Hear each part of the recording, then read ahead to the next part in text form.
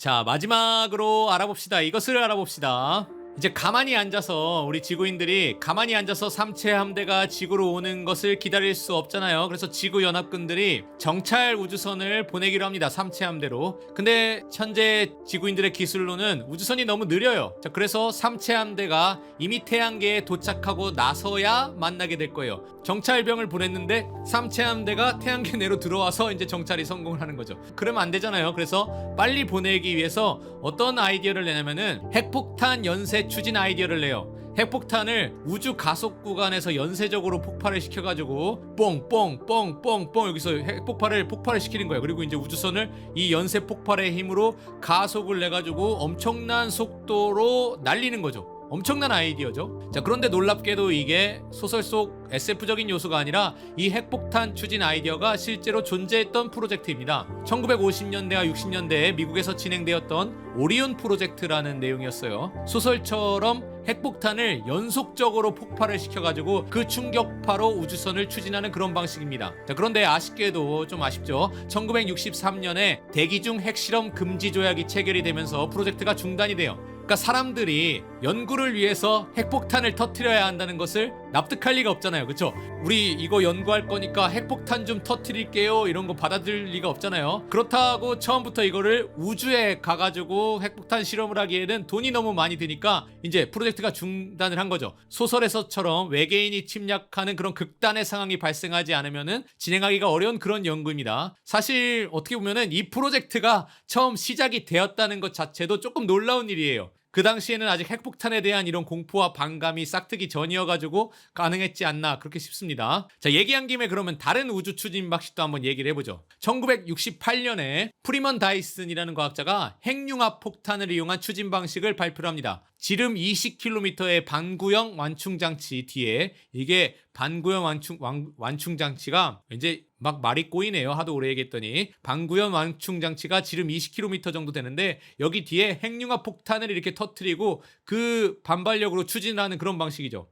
자, 한번 잠깐 간단한 계산을 해보죠. 우리 이런 계산 다 할 수 있잖아요. 중소수 두 개가 핵융합을 해서 헬륨이 된다고 되게 쉽게 가정을 해봅시다. 그러면은 대략 이 질량의 0.64% 정도가 에너지로 방출이 됩니다. 핵융합을 할 때. 자, 그럼 단순히 계산을 해서 이 에너지가 다 운동 에너지, 추진력으로 바뀔 수 있다고 생각을 해보면은 그냥 단순히 가정을 하면요. 헬륨 원자를 광속의 10분의 1까지 가속할 수 있다는 그런 결과가 나옵니다. 정말 어마어마한 속도이죠. 물론 이 에너지를 모두 운동 에너지로 바꾸는 것은 현실적으로 불가능합니다. 이 추진력으로 다 바꿀 수 없어요. 그냥 우리는 쉽게 생각하기 위해 그렇게 한 거죠. 그리고 이제 우리는 이 에너지로 원자를 가속하는 게 아니라 우주선을 가속해야 하니까 많은 양의 핵융합 폭탄이 필요할 거예요. 자, 다이슨이 계산한 바에 따르면은 광속의 30분의 1까지 가능할 거라고 낙관을 했습니다. 근데 사실 저는 이것도 굉장히 과감한 예측 같아요. 광속의 30분의 1까지 가속을 한다? 좀 무리한 예측이 아닐까 싶습니다. 다이슨 그 청소기 만든 사람 아닙니다.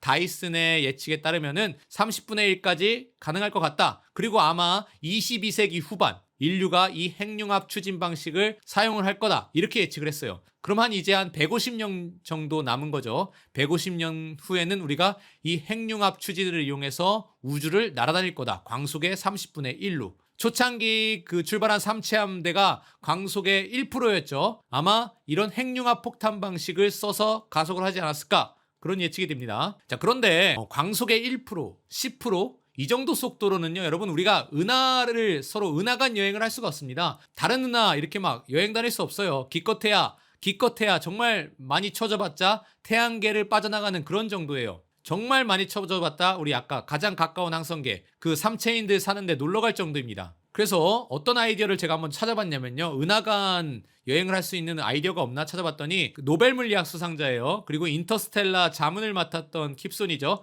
이분이 광속으로 여행을 할 수 있는 방법을 고안을 했어요. 어떤 걸 이용했냐면은 찌그러진 타원으로 운동하는 쌍블랙홀을 이용한 것입니다. 자, 어떤 방식이냐면요, 먼저 이 우주선으로 이 쌍블랙홀의 한 블랙홀에 접근을 합니다. 그럼 블랙홀의 매우 강력한 중력이 이 우주선을 엄청나게 가속할 거예요. 근데 하지만 그렇다고 블랙홀 내부로 다 빨려드는 것은 아닙니다. 앞에 우리가 삼체 문제 얘기할 때 잠깐 다뤘었죠. 이체로 이루어진 물체의 일반회가 뭔지 배웠잖아요. 총 3가지의 운동 궤도가 가능하다. 우리가 이용할 것은 블랙홀 주변의 원궤도와 타원궤도 운동인 것입니다. 그러면은 우주선이 블랙홀의 불안정 평형 궤도에서 이 블랙홀을 계속해서 맴돕니다. 그럼 이 지점은 여러분 화산 분화구 경계면에 그 봉우리와도 같습니다. 살짝만 안으로 치우치면은 블랙홀 안으로 빨려 들어가고 밖으로 살짝만 치우치면은 튕겨져 나가는 그런 불안정한 평연점이다라고 생각을 하면 돼요. 그럼 이 하나의 블랙홀에서 계속해서 맴돌다가 이제 이 반대편 블랙홀이 다가오기 시작하면요. 이 블랙홀에 당기는 힘을 받아서 반대편 블랙홀로 옮겨갑니다. 그리고 가속을 하는 거죠. 이 블랙홀에 당기는 힘을 받아서. 그리고 다시 이 블랙홀에서 계속해서 원궤도, 타원궤도 운동을 계속해서 하는 거예요. 그리고 다시 반대편 블랙홀이 가까워질 때 이쪽 블랙홀로 옮겨가면서 가속을 하는 것이고요.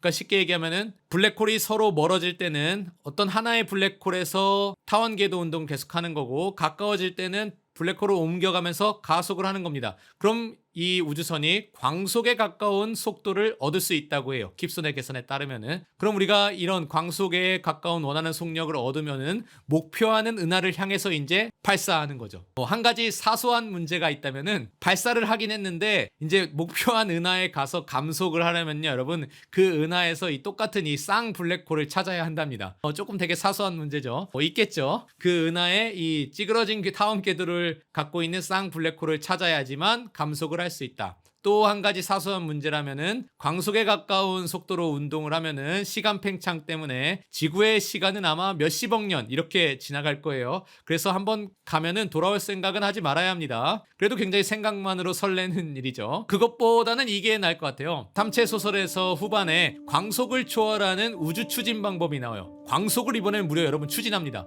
곡률 추진이라고 불러요. 근데 이 아이디어는 아마 멕시코 물리학자인 알큐비에레가 1994년에 제안한 곡률 추진 방식, 영어로는 워프 드라이브라고 불리는 아이디어에서 가져온 것일 것입니다. 스타트렉 등 많은 SF에서 빛의 속도를 초월하는 그런 이동이 나오죠. 그런 이동은 다 이 워프 드라이브 방식을 사용했다 라고 생각하시면 돼요. 자, 상대성 이론에 따르면은 물질은 빛보다 빠른 속력을 가질 수 없습니다. 그렇죠? 근데 예외가 있잖아요. 여러분 아까도 알아봤듯이 빛보다 빠를 수 있는 게 뭐가 있습니까? 공간의 팽창 속도는 빛보다 빨랐습니다. 이것은 공간의 팽창이 물질이나 정보의 이동이 일어나는 것이 아니기 때문에 가능하다고 했죠. 자, 그러면은 여러분 이것을 잘 이용을 하면요, 빛보다 빠르게 이동할 수 있지 않을까요? 그렇지 않겠습니까? 그래서 나온 아이디어가 곡률 추진입니다. 우주선 앞쪽의 공간을 이렇게 수축시켜요. 그리고 우주선 뒤쪽의 공간을 이렇게 팽창시키면서 이동을 해요. 구불구불 카페트 위에 서 있다고 해봐요. 장난감 자동차가 서 있다고 해볼까요?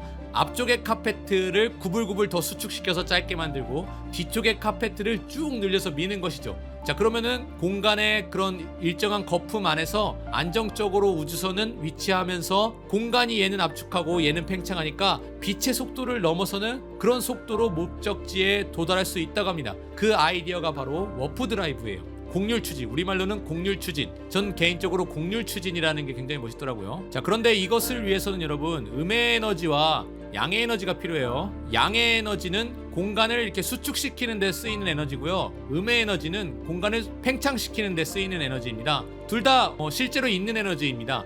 양의 에너지는 우리가 흔히 보는 주변 물질들이 갖고 있는 에너지가 양의 에너지예요. 상대성 이론에 따르면은 에너지와 질량이 공간을 휜다고 하잖아요. 그때 에너지가 바로 양의 에너지입니다. 음의 에너지는 조금 생소할 수 있는데요, 양의 에너지와는 반대되는 개념입니다. 그러니까 일상적인 물질, 우리가 아는 모든 물질, 지구에 있는 모든, 우주에 있는 우리가 아는 일상적인 물질은 양의 에너지를 지니고 있어요. 만약 음의 에너지를 갖고 있는 물질이 있다면은 중력장 안에서 이 물질은 땅으로 떨어지는 게 아니라 위로 떠오릅니다. 그래서 아마 우리 산타 있잖아요. 산타 형님이 타고 있는 그 썰매가 음의 에너지로 만든 썰매예요. 왜냐면 아무 동력도 없이 하늘에 날아다니잖아요. 그러니까 산타의 썰매는 음의 질량이다.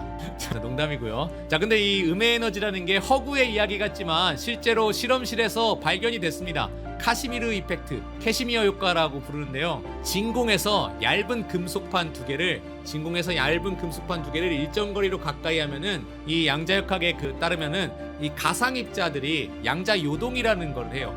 그러니까 우리가 알고 있는 진공이 아무것도 존재하지 않는 게 아니라 에너지들이 이렇게 요동을 하는 양자 요동이라는 현상이 일어나는데, 그 공간의 거리를 일정 거리로 가두면은 그 안에서 음의 에너지가 생깁니다. 그러니까 실제로 실험실에서 찾아냈죠, 음의 에너지를. 근데 굉장히 작은 양입니다. 그리고 하나 더 있죠. 현재 우주 대부분의 질량을 차지하는 우리가 아직 모르는 정체모를 암흑에너지라는 게 음의 에너지를 갖고 있죠. 그래서 암흑에너지가 공간을 가속 팽창한다고 하잖아요. 음의 에너지니까 공간을 가속 팽창하는 것입니다. 근데 암흑에너지의 정체를 알 수 없죠. 그래서 양의 에너지든 음의 에너지든 우리가 이런 곡률 추진을 만들기에는 턱없이 부족합니다. 음의 에너지는 뭐 요만큼 찾아낸 정도이고 우리가 양의 에너지는 많지만 그 양으로도 뭐 턱없이 부족해요. 이런 곡률 추진을 하기에는. 그리고 이론적인 모순점도 많이 지적되었어요. 실제로 가능하다고 하더라도 이 우주선 내부, 곡률 추진을 하고 있는 우주선 내부와 외부가 공간적으로 연결이 될 수가 없다 그래요. 그래서 정보가 이동할 수 없어요. 그럼 이것은 무엇을 의미하냐?